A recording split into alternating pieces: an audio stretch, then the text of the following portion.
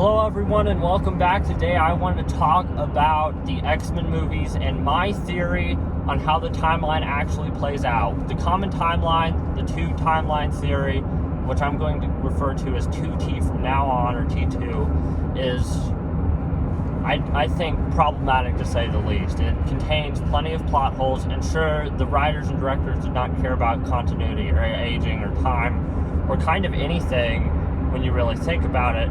But I think if you change the timeline, you can fix a lot of these holes, and you can include Deadpool and the New Mutants. You can fit Logan in a better place. You can explain a lot of these events with Wolverine, why he is in certain locations at certain times, and other things.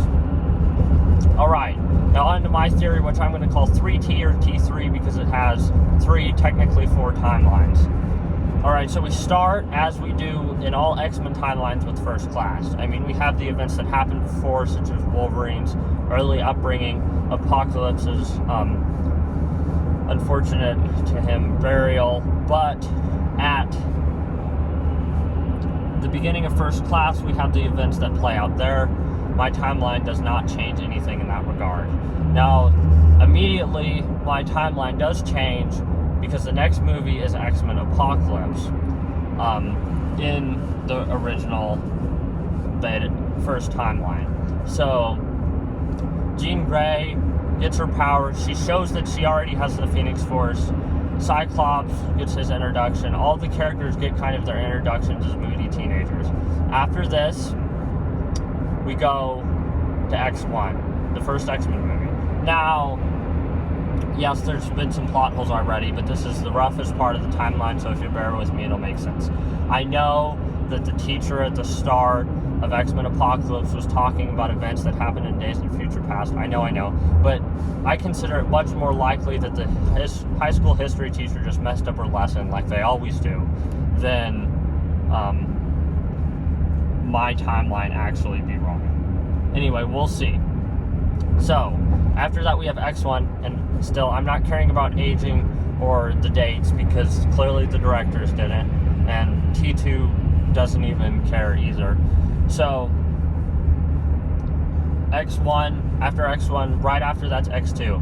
So, note that in my timeline, Wolverine has been completely brainwashed as Weapon X, and he was freed inadvertently by the mutants in X-Men Apocalypse. Because of this, he's out with Rogue in Canada, kind of trying to figure out who he is, and that syncs a lot more with how he comes to join the X-Men. X2 happens.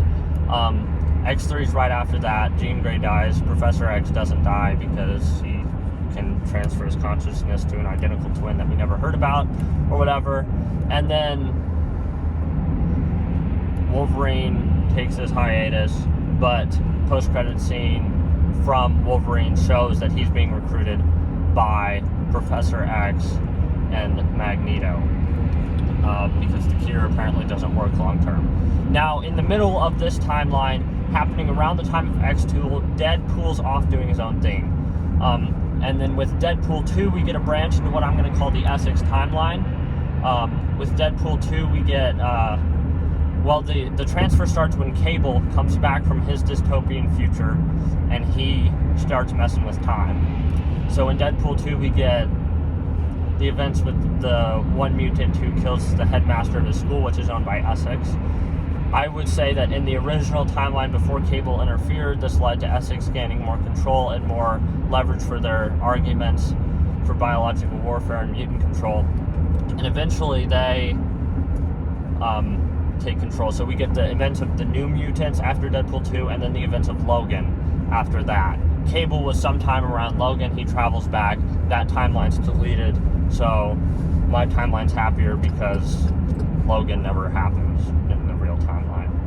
Okay, that's the Essex timeline. Back to the original timeline. That was just kind of an off branch with Deadpool 2, because as we saw, Deadpool 2 post-credit scene kind of deletes the whole timeline. We get to Deadpool 3 is going to be in its own timeline. I'm going to call that timeline 4, but we don't have anything in there yet, so we'll just have to wait and see what the multiverse or whatever MCU incorporation plans they're bringing hold. That's probably where they might fit in. Alright, back down to Days of Future Past, which happens after X3 in the post-credits scene. of the Wolverine, travels back in time. Then at the end we see Mystique with Wolverine, because Mystique now has Wolverine. Wolverine does not get captured and brainwashed. Instead, he goes to Stryker voluntarily. And because he goes to Stryker voluntarily, he is able to escape, and he's able to keep a lot more of his memories. And because of this, he does not freely join the X-Men at this time. Also, we see the alternate version of Deadpool, who is in a separate timeline than the actual cool Deadpool. After the events of the Wolverine, we get to Dark Phoenix. Again, X-Men without Wolverine. Jean Grey apparently dies, and this causes Wolverine to kind of go into a pseudo-depression, because he does remember Jean Grey from having traveled through different timelines.